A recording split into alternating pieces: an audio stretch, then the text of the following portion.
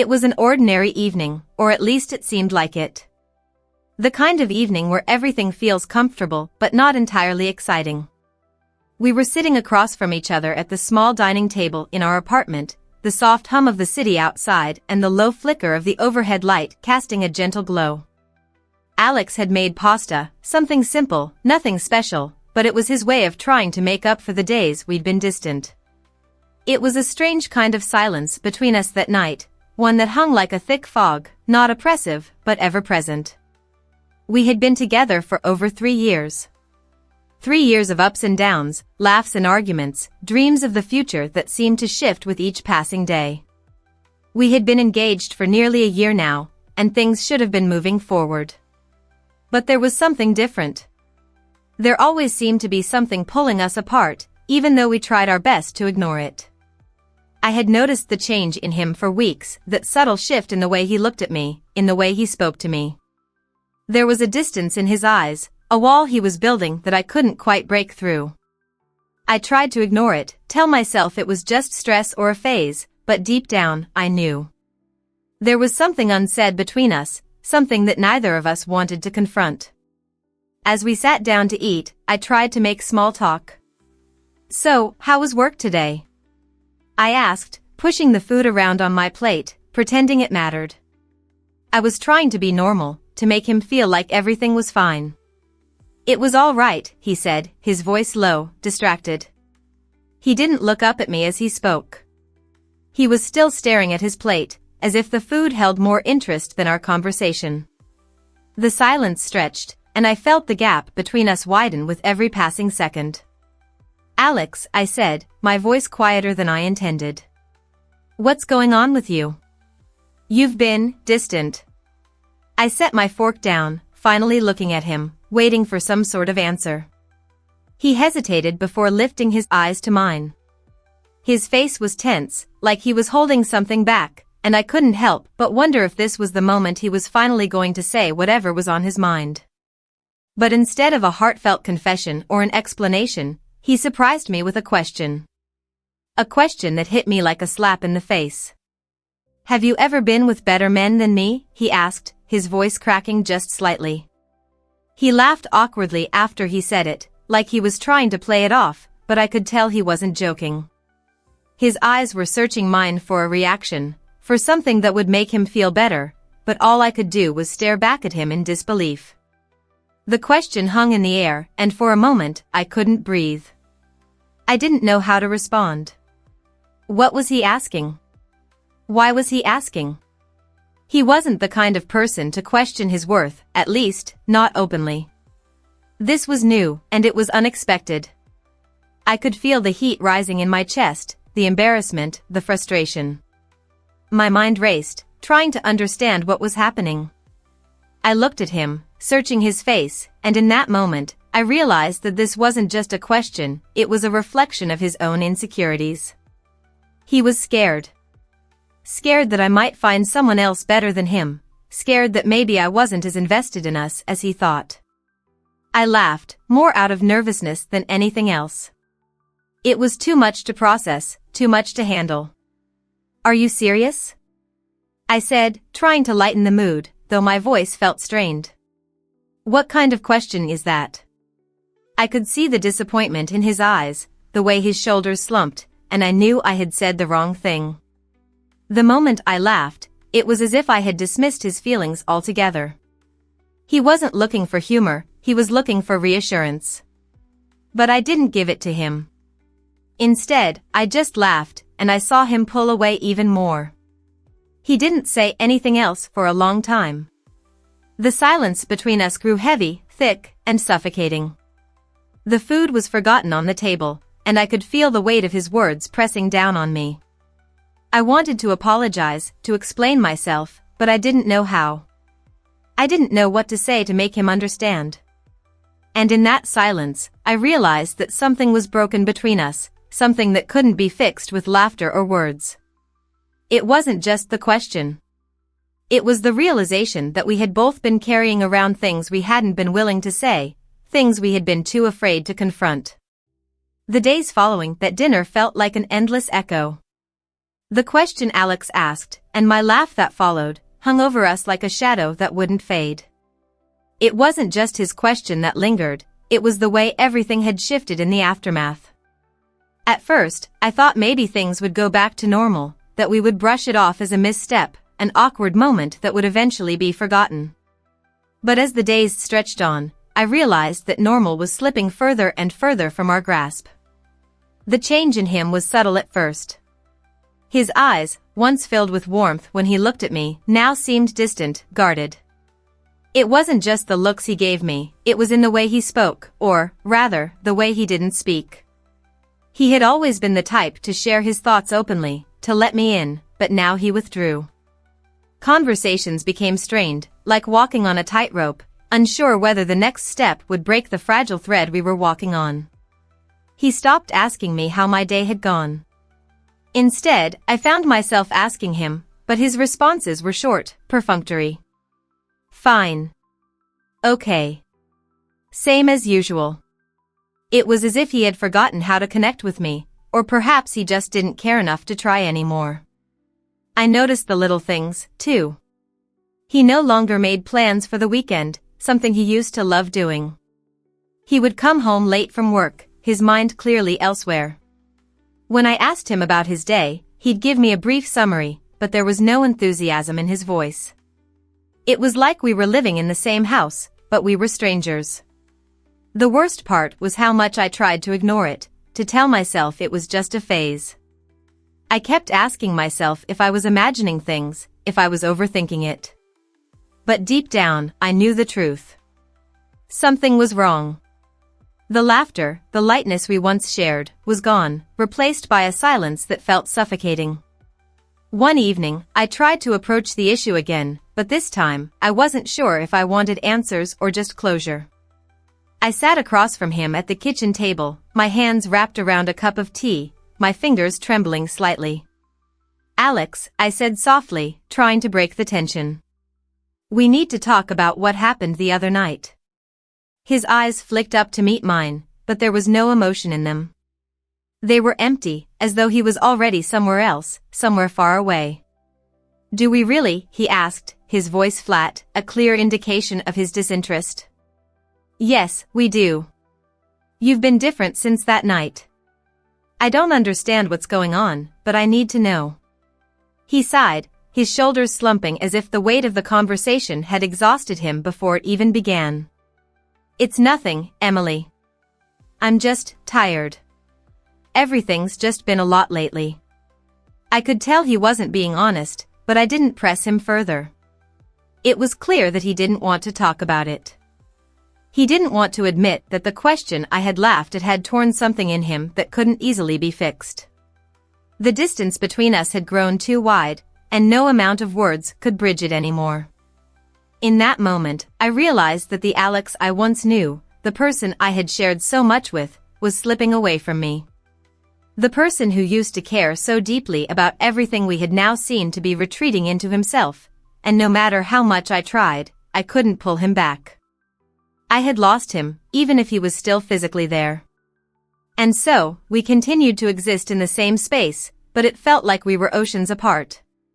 It had been a week since that conversation, and I could feel the weight of the silence pressing down on me, suffocating every word I wanted to say but couldn't. I tried to fill the empty spaces with routines, with distractions, but nothing seemed to work. There was an unbearable heaviness between Alex and me now, something that lingered in the air whenever we were in the same room, even when we said nothing at all. I found myself replaying that night in my mind constantly, the moment when I laughed, when he asked if I had been with better men. My laughter had been a reflex, a nervous response to an impossible question. But now, as I reflected on it, I realized that the real issue wasn't his question.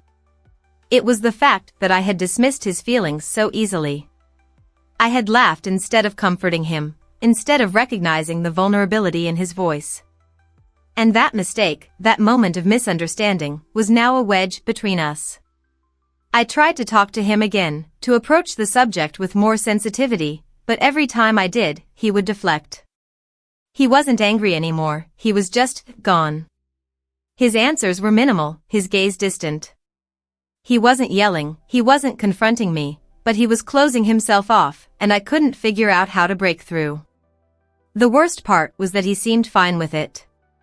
He was content to let the silence hang, to let things fester. One afternoon, I decided to take matters into my own hands. I was tired of waiting for him to open up or fix whatever was broken. So, I wrote him a letter. A letter that was more for me than for him. I needed to get my feelings out, to process everything that had happened, even if I wasn't sure he would ever read it.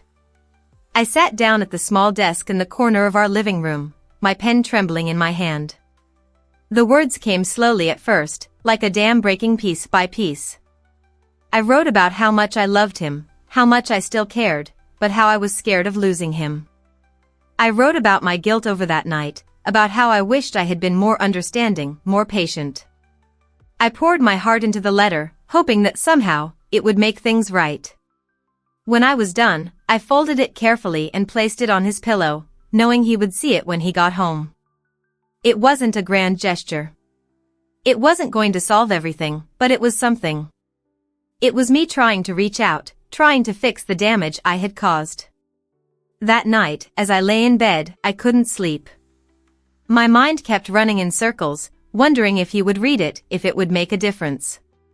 The silence between us was so thick now, I could feel it pressing on my chest, suffocating me. I turned over, hoping for some kind of sign that maybe, just maybe, he still cared enough to try. When the door creaked open, I sat up quickly, my heart racing. Alex stepped into the room, his expression unreadable. He looked at the letter, then back at me, and for a moment, I thought maybe he wouldn't say anything. But then, his voice broke the silence. "I'm sorry," he said quietly, his eyes finally meeting mine. "I shouldn't have asked you that." His apology felt like a small lifeline in the midst of everything that had gone wrong. I nodded, my throat tightening, unsure of what to say next. He walked over to the bed and sat down beside me, the space between us finally beginning to shrink. It wasn't fixed, not yet, but it was a start. The silence had finally been broken, and for the first time in days, I felt like maybe we could find our way back to each other. The days that followed felt like they were moving at a crawl.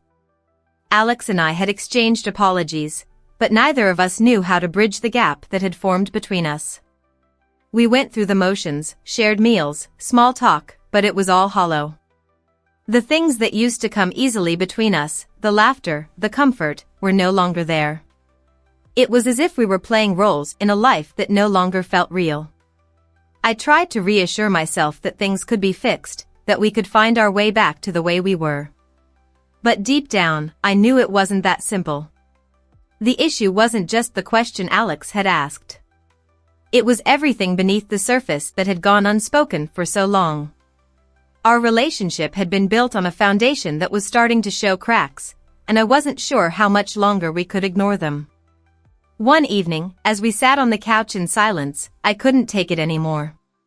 I needed to know if there was anything left between us, or if we were both just holding on because we didn't know how to let go.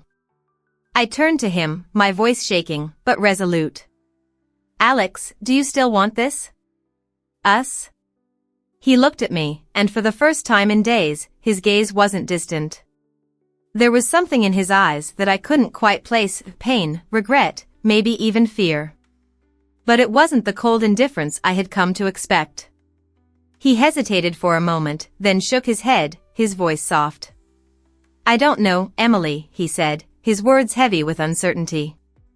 "I'm not sure what I want anymore. I've been thinking a lot, and I don't think I can just go back to how things were." My heart sank.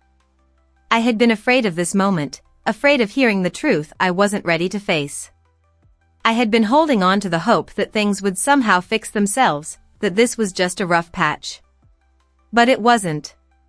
This was something deeper, something we both had to acknowledge.